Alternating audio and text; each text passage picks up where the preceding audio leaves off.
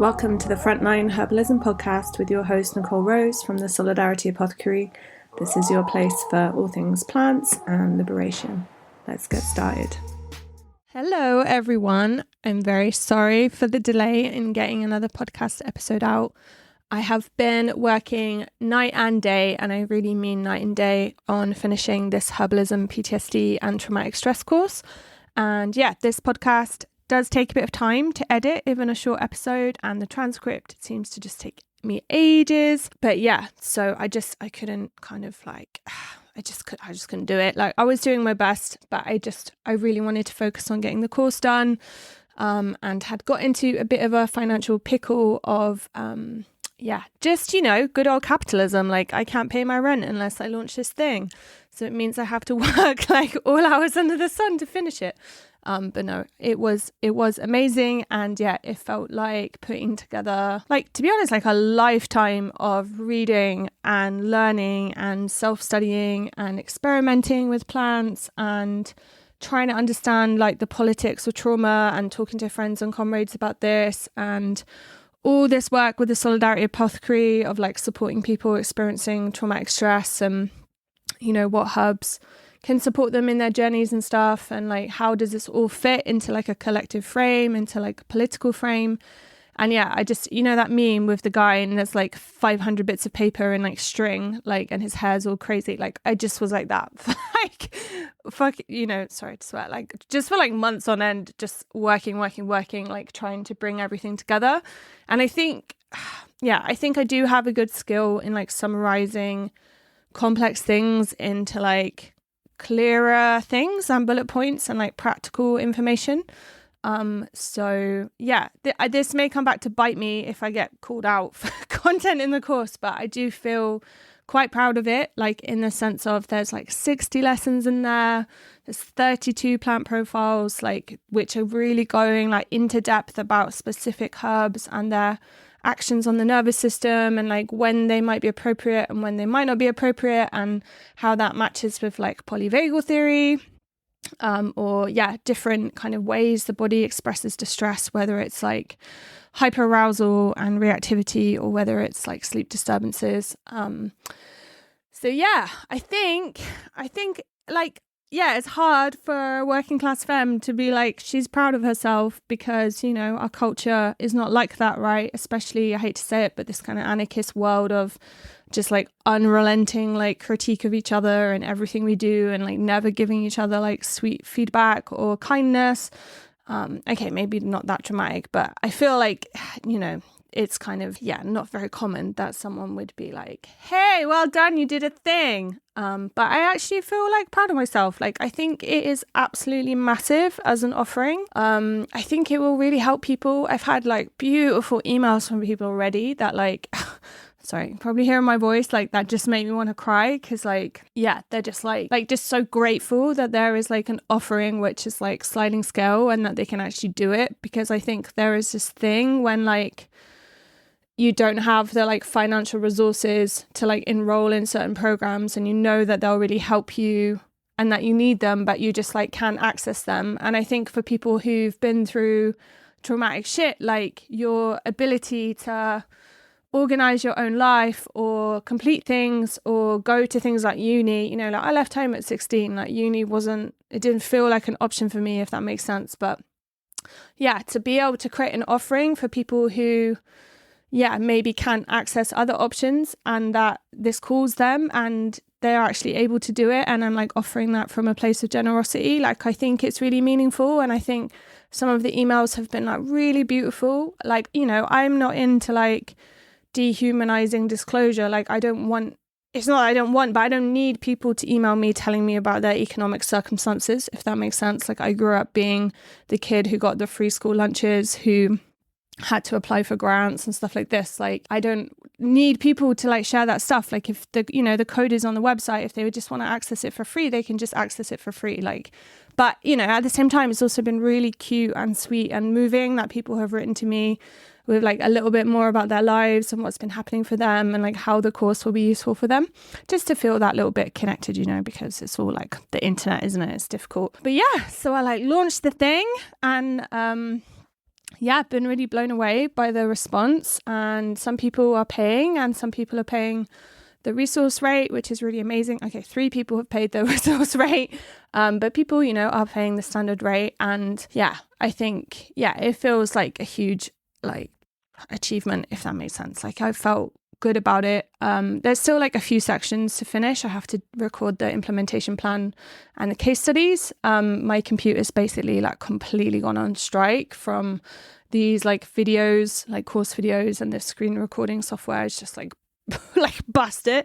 So anyway, I'm waiting till it's finished, like till I finish this like launch phase, and then I'm going to take it to get fixed, and then I will record these final things. So yeah, but I'm going to read a little bit of blurb about it just in case you didn't listen to the last episode all about the course, or you haven't seen me talk about it on social media. And then the focus of this episode is all about Selfheal, which is the next chapter in the Prisoner's Herbal book. If you're new here, the Prisoner's Herbal is a book I wrote after my experiences in prison. Did a 3.5-year sentence when I was 21, and I learned herbalism inside. And ever since, I've been studying herbal medicine. And then I put together a book that could be sent to other prisoners based on my experiences with these plants and how to use them like in a prison context. So I'll be reading that all about Selfheal. And I'm also a member of this like Channel Zero network, right? This kind of network of anarchist podcasts. So I'm going to play a little jingle. It's going down and you're invited for what they selling. We ain't buying. There is no running. There is no hiding. There's only fighting or dying. It's going down and you're invited for what they selling. We ain't buying. There is no running. There is no hiding. There's only fighting or dying. It's Going Down is a digital community center from anarchist, anti-fascist, autonomous, anti-capitalist, and anti-colonial movements.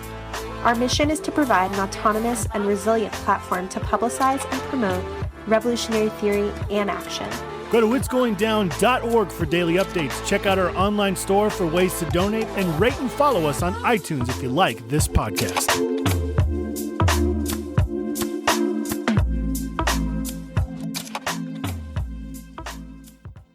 Wow, that make it, I don't know. It's still a novelty playing the jingle. Okay, I still need to make my own jingle. I've been putting it off. I will promise to do it soon. Okay, so before I dive into Selfheal, I mean, like, how beautiful is that, right? Like the link between, like, you know, I've got a spreadsheet where I've planned which episodes are going to come out in which order, but, you know, like, it's all going to be a bit higgledy-piggledy in terms of like dates and stuff. But I just think it's like really beautiful that the herb that this announcement lands on is Selfheal, you know, like that feels really special. Anyway, okay, so just a little mini recap. So what is the Herbalism, PTSD and Traumatic Stress course?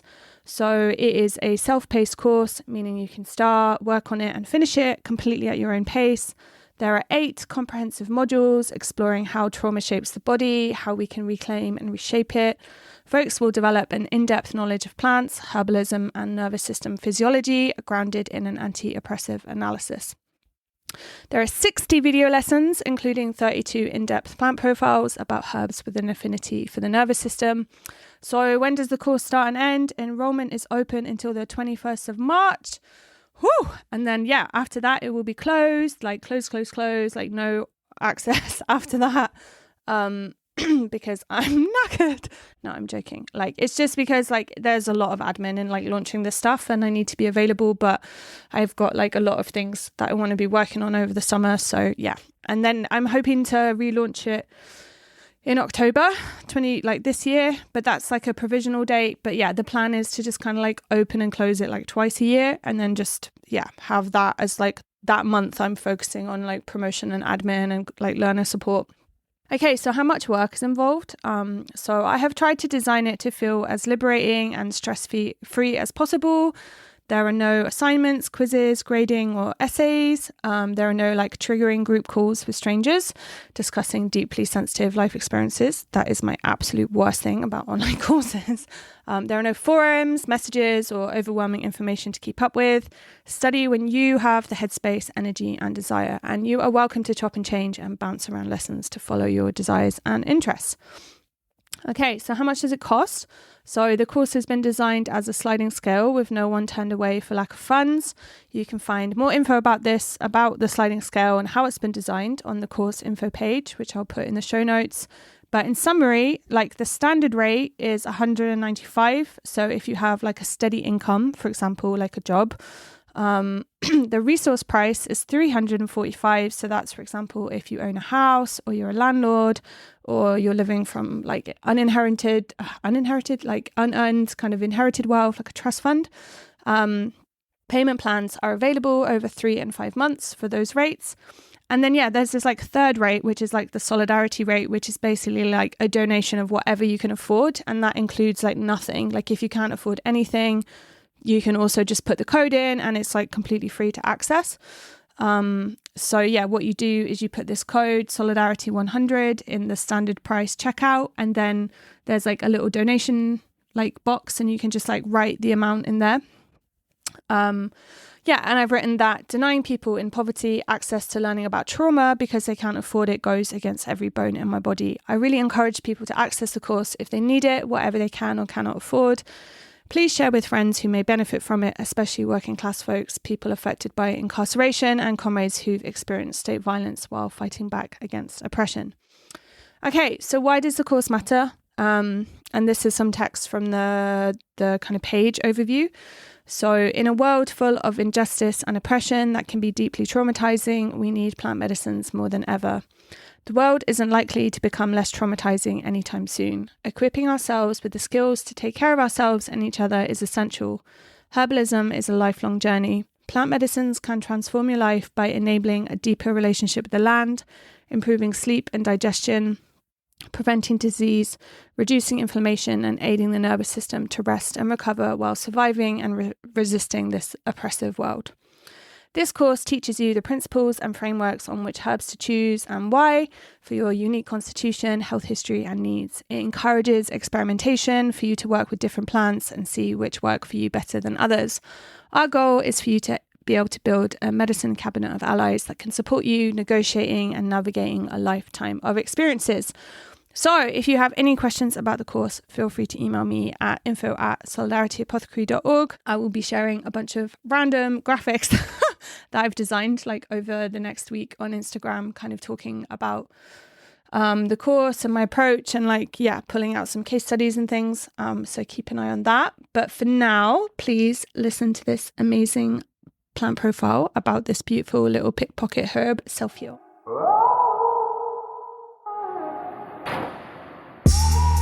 Right, let's get into the gorgeous Selfheal, also known as pickpocket, which is my favorite name for Selfheal. So the Latin name is Prunella vulgaris, and the plant family is the Lamiaceae family, the mint family. In terms of identification, Selfheal has short, upright, square-section stems bearing stalked, small, oval, sparsely hairy leaves and short, blunt flower spikes. The leaves are untoothed and not glossy, and the flowers are purple. They have a spreading, mat-like habit and are semi-green perennials.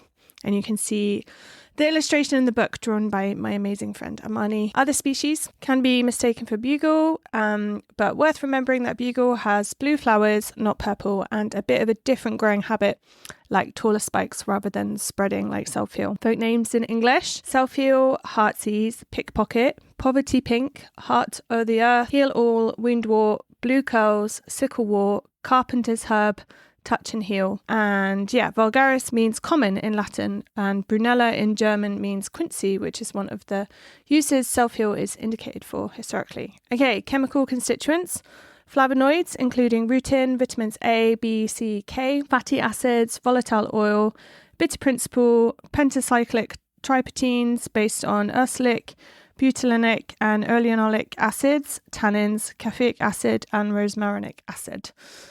Food and nutrition. Selfheal is edible. The raw leaves and flowers can be added to salad. They are quite bitter in flavour, so they've often been made to taste nicer through cooking. They were traditionally used as a pot herb and added to soups and stews. Okay, ecological role. Selfheal can be found on dry to moist, neutral to basic soils, in unimproved short grasslands, in rush mires, woodland glades, and along roadsides, tracks and paths. It's also common in lawns. I have also found Selfheal growing in the lawn where I live amongst the daisies, as well as on bare soil in the polytunnel. They are very attractive to bees and other beneficial insects. Selfheal is very tolerant of poor soils and is often considered an indicator of them. Cultivation. You can grow Selfheal from seed or by dividing larger plants. It can tolerate full sun and partial shade. Okay, energetics. So it's cooling, drying, and tissue states indicated are heat excitation and wind tension. And the taste is bitter and pungent. Okay, herbal actions: antibacterial, antioxidant, anti-tumor, astringent, diuretic, liver stimulant, reduces blood pressure and vulnerary. So some of the health challenges supported by Selfheal. Selfheal has a broad heritage of traditional use, especially in Ireland and England. It is also used in traditional Chinese medicine, though harvested at a different time in its life cycle. Wounds. All right, so Selfheal can help staunch bleeding and aid with wound healing. Recent research has shown it to be antibacterial and that it may play a role in alternatives to conventional antibiotics that bacteria are increasingly adapted to. As recently as the Second World War, there are records of charcoal burners in Kent using Selfheal for cuts and bruises. It can also help reduce the swelling of bites and insects. Mouth and throat problems. So due to its astringent nature and ability to heal wounds, it is highly effective for treating mouth and throat problems. Selfheal has been used as a mouthwash and gargles for sore throat, gum inflammation, and mouth ulcers. Okay, flu, fevers, and viral infections. Selfheal can help with hot fevers and warm flu conditions with its cooling, immune stimulating, and antiviral qualities. Research has shown it to be an excellent antiviral effective against herpes and the human papillomavirus, which is super interesting. Okay, diarrhea. Selfheal has been taken internally as a tea to help with recovery from diarrhea. Lymphatic system. Herbalist Ali Herchikova, who is from this amazing project called Grassroots Remedies in Edinburgh. Just a side note there, you should check them out. Writes how Selfheal has an affinity for the lymphatic system and can be taken for swollen glands, mumps, glandular fever, mastitis, nodules, cancer, or other lingering infections. Okay, allergies. Due to its action on the lymph, Selfheal has been indicated to help seasonal allergies. It contains immunomodulating polysaccharides, which support the immune system, helping the body to respond to allergies rather than suppress them. Thyroid issues. Ali also notes that Selfheal has a normalizing action on the thyroid, stimulating an underactive thyroid and reducing an overactive one. Support for cancer treatment. One study on people with breast cancer showed that Selfheal prevented side effects, namely neutrophil reduced fever and anemia caused by chemotherapy. This study indicates different interesting advantages of using Selfheal during cancer treatment, such as improving overall survival rate. And if you've got a copy of the Prisoner's Herbal, then I have linked to the source of that information. Okay, so urinary tract infections. Selfheal has been shown to be effective for urinary tract infections, including E. coli infections. Okay, some cautions. It is not recommended to consume Selfheal if you are taking blood thinning medication. All right, how to practically use Selfheal in prison, where you might find Selfheal. I found Selfheal in the lawns amongst the grass and the daisies. It was especially abundant if there had been bare patches of soil. You may also find it growing under other plants. Wounds. You can apply Selfheal leaves directly to a small cut to help stop the bleeding. For more advanced preparation, see the wound care section. Hot fevers, viruses, and flu-like conditions. Drink 2 to 3 cups of Selfheal tea throughout the day. Seasonal allergies, drink a strong cup of Selfheal tea first thing in the morning, ideally combined with nettles. Sore throat, gargle Selfheal tea and then spit. Gum inflammation and mouth ulcers, make a strong cup of Selfheal tea and swish it in the mouth before spitting out. And I cannot believe how much we are through these plant profiles from the Prisoner's Herbal book. Next up is going to be Daisy, which is really exciting as they're already coming out. Can't believe it. And yeah, I'm going to be releasing this episode soon with the amazing Queer Plants interview, so download that too.